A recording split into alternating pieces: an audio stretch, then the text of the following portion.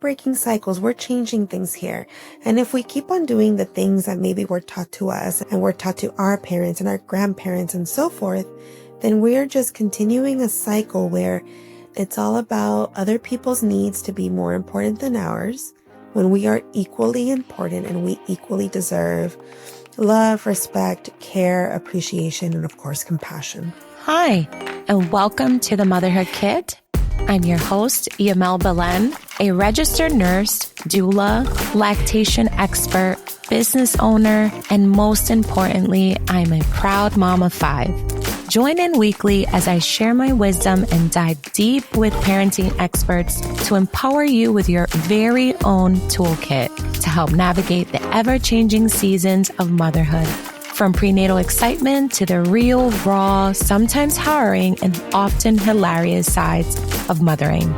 So whether you're seeking guidance, camaraderie, or just want to lighten your load with loads of laughs, the Motherhood Kit is your safe space to connect, learn, and thrive. Let's dive in. Hi, friend. Welcome back to the Motherhood Kit, your go-to podcast for all things motherhood, balance, and thriving. I'm your host, Yamel Belen, and today we're going to discuss just that, thriving. I know we're all in this space as moms where we want to feel better. We want to thrive and not just survive on our day-to-day. I'm joined by Patricia Alvarado. She is a mental health specialist whose approach to therapy and commitment to her clients is deeply rooted in the belief that we have the ability to lean into our own power and we have a choice to change our lives. Welcome to the Motherhood Kit. Patricia, how are you? I'm doing okay. How's it going on your end? Amazing. We are so excited to have you on the show. I bumped into an article that you wrote and I was like, I need to invite her. So I'm just so grateful that you said yes. And before we start chatting it up, I would love for you to introduce yourself to our audience and tell them a little bit about your work. Yeah, absolutely. So my name is Patricia, Patty, Patricia, whatever floats your boat. I'm a first-gen Mexican-American.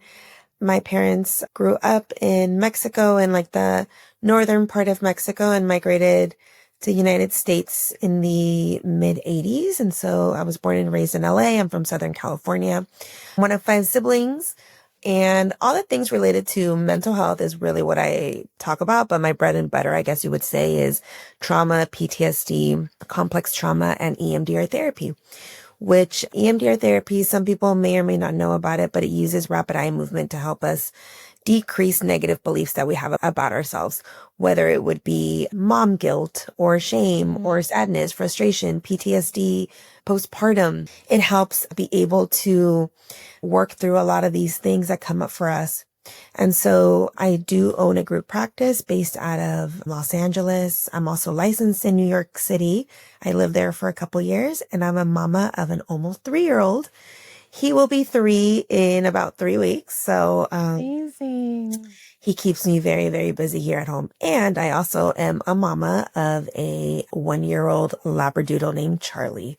So we have a busy home over here. Very fun home, it sounds like it. And your work is just so important for all of us, especially us moms. And what attracted me to the article that you wrote, which I will be linking in the show notes, and the theme of today's podcast episode is thriving, not just surviving. Mm-hmm. And this is a theme that I'm sure you talk to clients about, your friends, your mama friends, your, not mama friends. I do feel that oftentimes we are just, like my friends and I often say, like, how's your week going? And we're like, yeah, I'm surviving. I'm surviving. But I want our listeners, I want our community to be able to thrive. So I thought I have to have Patricia. I love how you gave me permission to properly say that, because I do that with my husband too. I'll call him and I'm like, is Pedro available? And it's Pedro. Why am I doing that to ourselves? Oh, wow. So I thought I needed to have Patricia on because this applies to so many of us. Right. The world is so overwhelming. And I did a short solo episode regarding this topic. So I'm Mhm. glad that we're able to follow up. But the world is so overwhelming and there's so much negativity. Right. How do you work with moms to encourage them to stay grounded and resilient and thrive as individuals in their homes despite all of this negativity around us all the time? Yeah. One of the things that I tend to do within my work is really understand like the core beliefs, the core values, what's underneath all of this. We all have a driving force. We all have something that pushes us that keeps us going, that allows us to be everywhere all at once. And it's often because of messages that we've received when we were children, adolescents, and our early adulthood.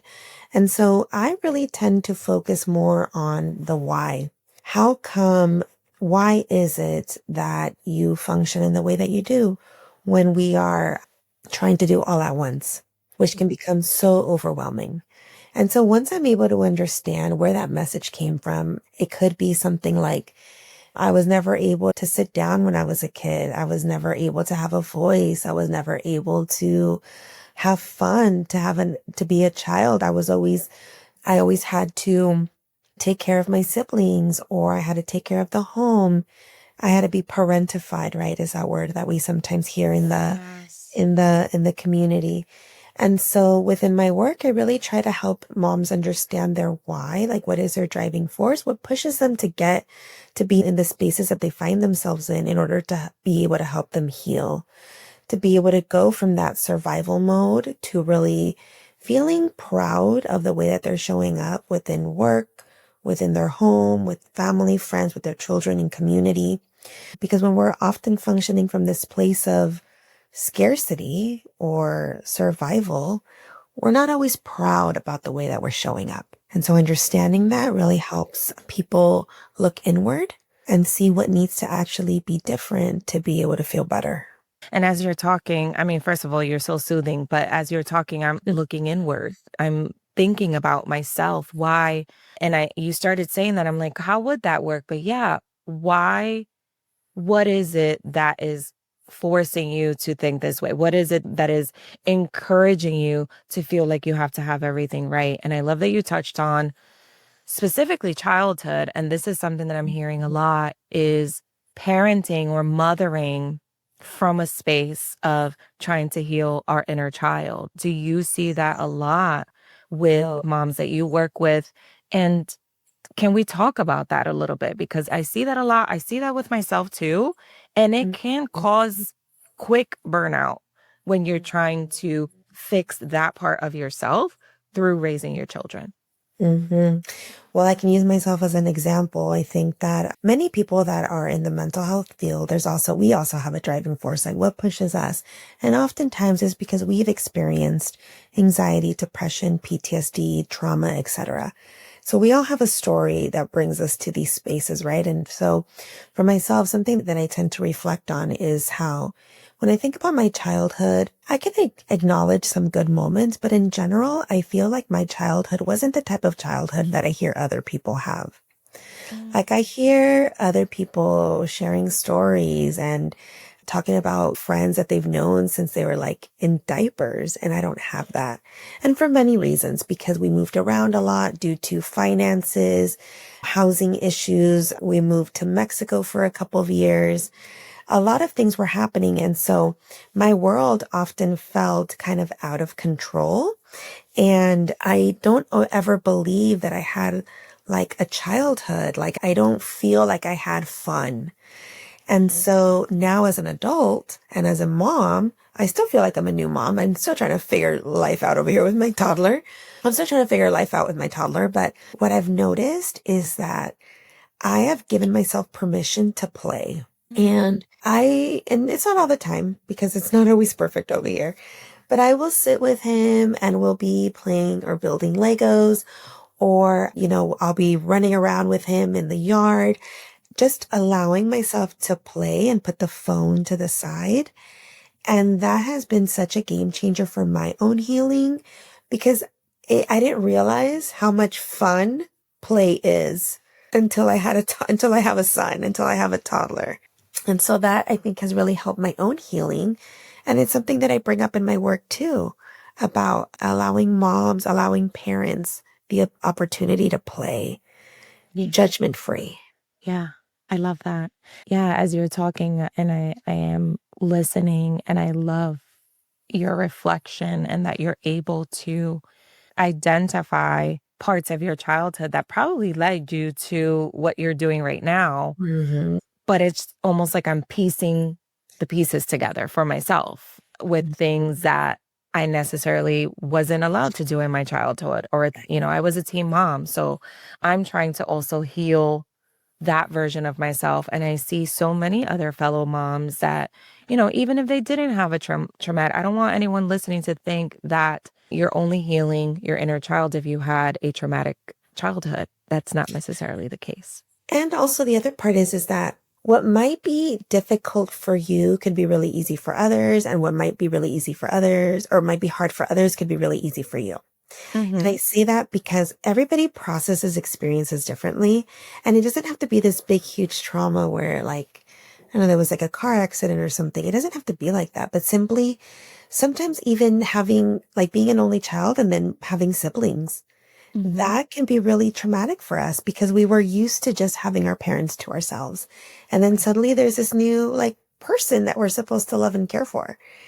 And so it's true. It doesn't have to mean that you have to have these big things that have happened to you in order to notice that inner child, that inner part of you that might need some additional support. Yeah. Now, in shifting back to the theme of thriving and not just surviving, what are some strategies that you feel moms can implement to shift from surviving, survival mode to thriving, even with daily challenges? When I think of my day to day, sometimes, like the other day, I'm walking out and I'm thinking, I have everything right. I have my stuff together. I have my bag with all my supplies to see my lactation client. I'm leaving right on time to make it right on time. My coffee spills everywhere, Oh, God. everywhere. And those moments, like, even though it seems so trivial, so small, nobody got hurt, it can totally just F up your whole day. Just as you say that, I feel your pain because I think, like, as a mom, I get it. Yes. And I'm sure that everybody listening right now on their ride to work, or their ride anywhere, because I try to make the episodes quick so that you can ingest it and you don't have to, I don't want to take a lot of time from your day to day, Uh-huh. but I'm sure they're nodding because I'm sure they can see themselves in my little moment. Yeah, there's a couple different things, and I always like to make things that are attainable and achievable, like something that we can actually do. Because when we have a lot of things going on all at once, we can't just go and, like, I don't know, people say things like, oh, let me go get a pedicure and that's self-care. That to me is like Mm-mm, work. That's like a mm-mm. task. Thank But you. we don't always have the Absolutely not. ability to, like, just leave, right? We have to be there depending on the situation. And so one of the biggest things that I always encourage people to think about is compassion. Like, what does compassion look like for you? Because sometimes we just have to throw up the towel and be like, well, it is what it is, you Yeah. know? I challenged a group of moms that I was talking to back in December. I challenged them to not wash the dishes at the end of the night and just leave them in the sink. And I know. And they looked at me like I had two heads. They're like, no, we can't do that. And I'm like, well, think about it though. You're telling me that you're staying up super late, all stressed out, all upset because everybody else at home is sleeping and you have to be cleaning. You don't Mm, have to do anything. Let's talk about choice here. That is a choice. Are the dishes going to be there in the morning? Yeah. Is it going to really impact your day? Probably not. I mean, you could always load the dishwasher in the morning. You could always do the dishes throughout the day. Maybe you can have, even my toddler likes to help in the kitchen. He's little now, so, like, we can get him to do these things. But, for like, sure. maybe you can assign the task to somebody. It might not be as perfect as you do it, but it'll get done. And this is where that compassion comes into play, that will things be perfect? No. And can you still be okay? Is it life or death? Probably not. Yeah. And so when I said that to them, they looked at me like, questionable, but they were like, okay. I see your point. And we actually had a follow-up session with them. It was a group of moms at a local elementary and middle school. And one of them was like, I just left them there. And the next day it was fine because I still had a bunch of things to do anyway. So it was just like, it is what it is. And so just allowing that compassion first off, I think goes really a long way. Also, for myself, I don't see clients after 5 o'clock in my practice. And that's intentional because between 5 and 8 is family time. I'm making dinner, we're hanging out, I'm looking at the projects that came home, etc. And so before, I used to get really upset when I was like trying to answer an email at like 6 p.m. And then I realized I'm upset because I want to. Because if I just put it away, if I respond at 8:30 when he's down for the night, will it make a big difference? No, it Right. probably won't. And so again, that compassion of like, what are you willing to give and what are you willing to leave? That can really help you feel a lot better with yourself throughout the day, especially during those high stress moments, which in my life, in my home, tend to be dinner time. Yeah. Before bedtime, we're trying to spend time with them, those of us that work outside of the home. And I think as female business owners too, you tend to want to get everything done because your business is what is putting food on the table. Your business is Exactly. what's providing an income for you. Yep. So you rely very much on the success of your business. So that's an added stressor for someone Mhm. like me. Sometimes I do have clients that reach out later on, and in my line of work, sometimes it is an emergency because it has to do with a birth or a postpartum experience or something like that. I love that you mentioned that hard boundary, right? That you have of 5 p.m. and that you coached that group to give themselves the grace, give themselves the permission. I find that we as moms sometimes do not give ourselves permission to even relax, to Right. even sit on the couch. Like, I love when people post doing nothing is productive. Oh yeah. I My favorite love thing. that. And that is a muscle that I have to train myself. There are two things that I'm trying to train myself and slowly getting better. One is doing nothing is productive. That's very hard for me. And I'll celebrate when I do nothing. My daughter always says, when mom has nothing on her calendar, that's when she's rearranging the whole house and painting and all of that. I'm like, geez, thanks for seeing me. And then two, another muscle that I'm trying to train is that saying no is okay. Oh my goodness. Boundaries are tough, especially with family, but I will say that they make you feel a lot better. That is another thing that I discuss a lot within my work with moms, with parents in general, is that this expectation that I think family, our parents, our immigrant parents, or, wherever walk of life you come from, Mhm. they often feel that we have this big like commitment to having to do things in a certain way. Mhm. And it can be quite stressful and draining for us as Right. parents. Some of the things that I recommend is like, well, if there's an event, maybe you drive yourself because then you have the ability to leave when you need to. Maybe you can just sneak out and quote unquote suffer the consequences later, which probably won't be much. If Right. somebody says you slipped out without saying goodbye, oh, really? I didn't see you on my way out. Yes. Like it's about taking control over your decisions and not allowing other people's opinions to cause such an impact in your life. Mhm. Boundaries are tough, but they're definitely needed because if you don't have something, some kind of limit, then you're going to be feeling like you are surviving, or even worse, just feeling completely defeated. Right. Mhm. You're so right. And boundaries are hard for me. And maybe you can talk us through that because I'm sure someone listening feel the same because I find that we have become a culture that is using boundaries to kind of be rude. And I don't like that. So I find myself sometimes not asserting my boundary because I don't want to come across as rude. Mhm. I'm already seen as a strong personality in my community, in my family. So, can we talk about that? Can we talk a little bit about how to assert your boundary Mhm. without people feeling like you're you think that you're better than everyone, and how, Mhm. in Latina culture, they'll be like, ay, ella se cree de todo. Like, she has a chip on her shoulder.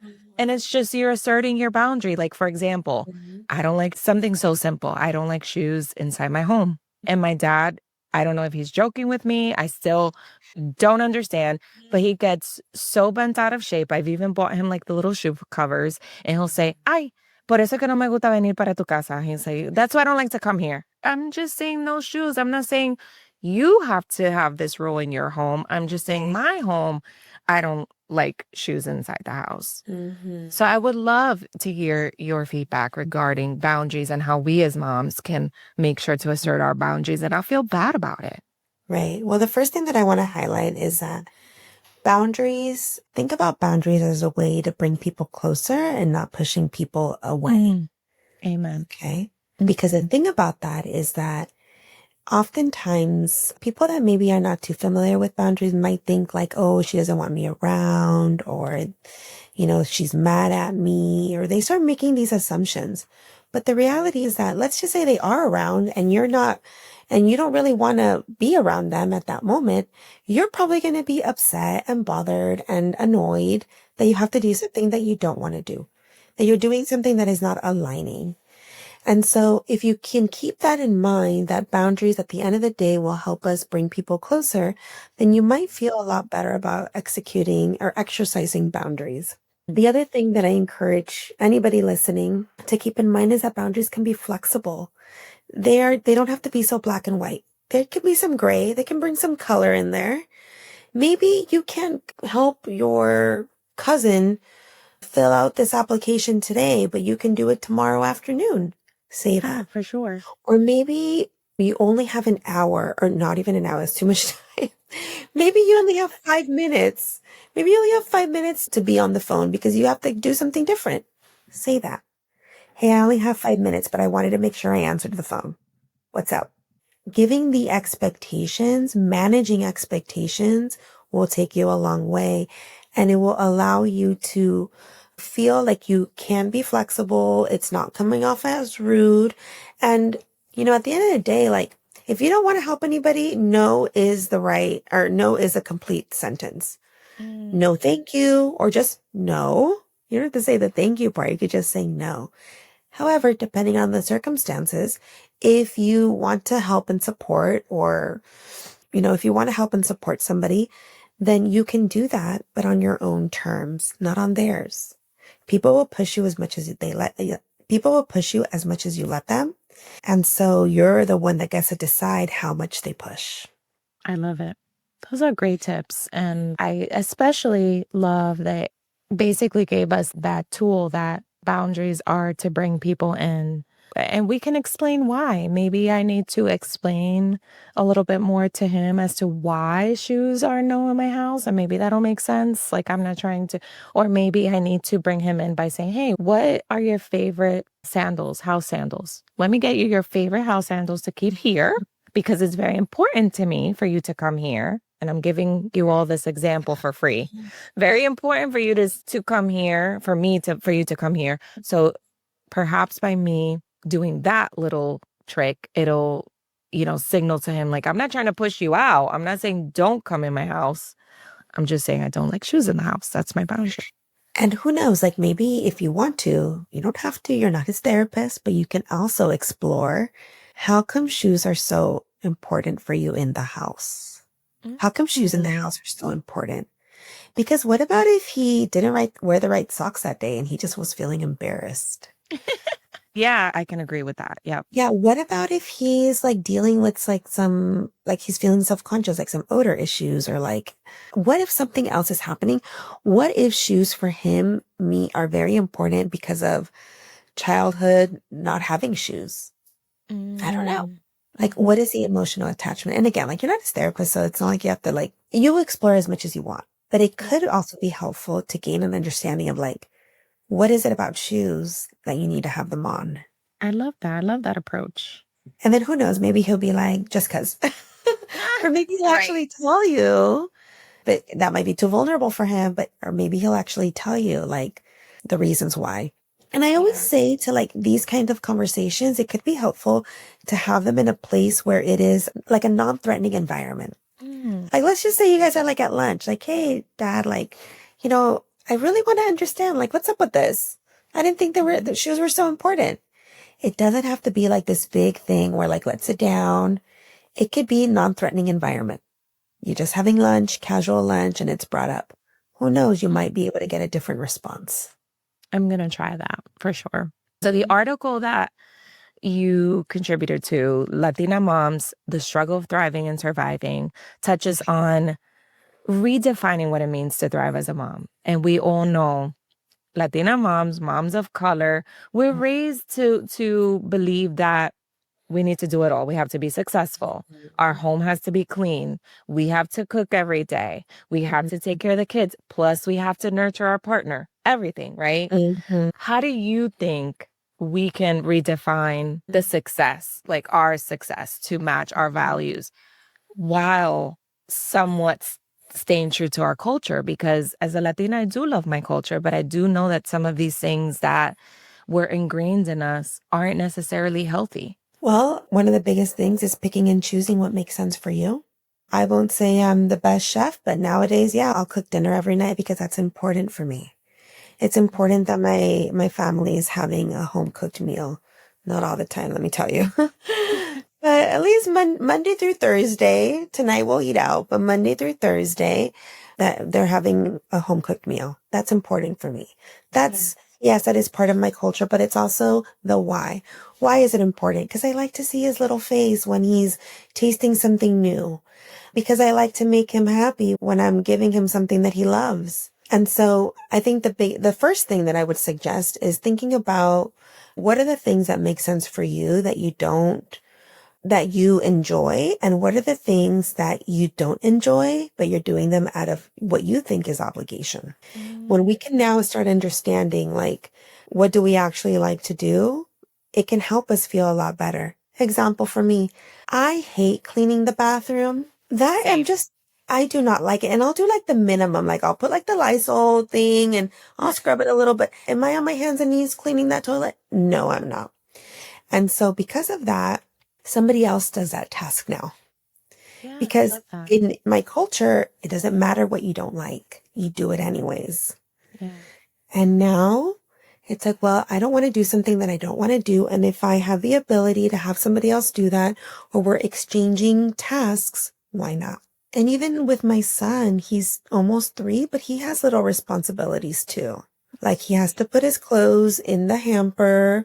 He's now dressing himself, like little things, like putting his dish in the sink, little things that help kind of like now break the cycle, like redefine how we're raising our children, that we can pick and choose the things that we like and run with it. Because now we're breaking cycles, we're changing things here. And if we keep on doing the things that maybe were taught to us and were taught to our parents and our grandparents and so forth, then we're just continuing a cycle where it's all about other people's needs to be more important than ours, when we are equally important and we equally deserve love, respect, care, appreciation, and of course, compassion. And so redefining and looking at things from a different perspective allows us then to be able to do things guilt-free. Like now, once I'm done with dinner, like dinner's done, I'll go sit on the couch and just hang out. And I'm just like, this is great. We're just hanging out, like literally put my feet up. My favorite time of the night, I will say, and I'm sure, or I hope that people can resonate, is when everybody goes to sleep and it's just quiet.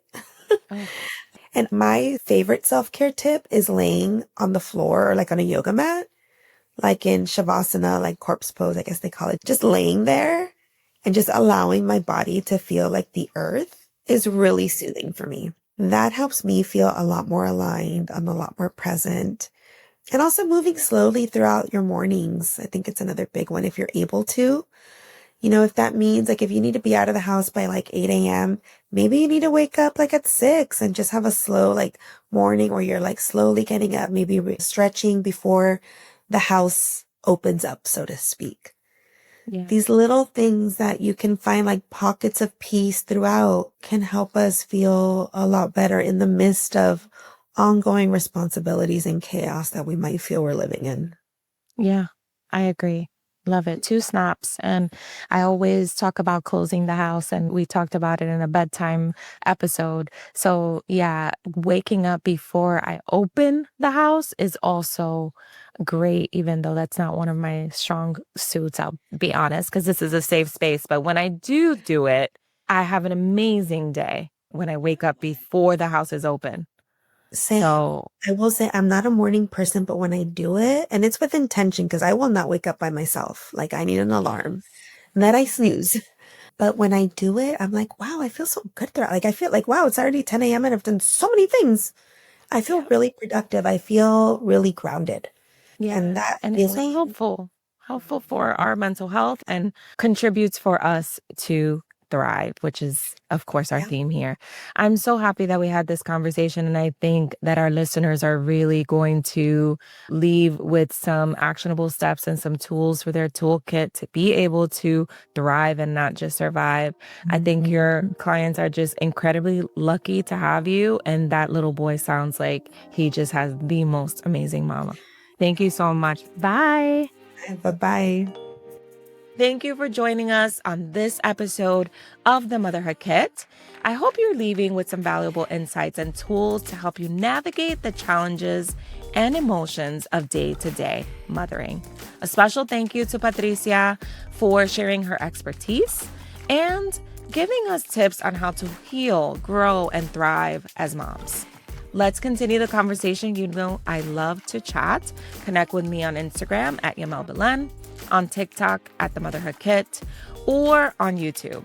Your feedback means so much to me, and I would really appreciate if you would leave a review on your favorite podcast platform if you enjoy any one of our episodes. Thank you so much for being part of this amazing community. Let's continue to hold hands in this season of motherhood. Until next time,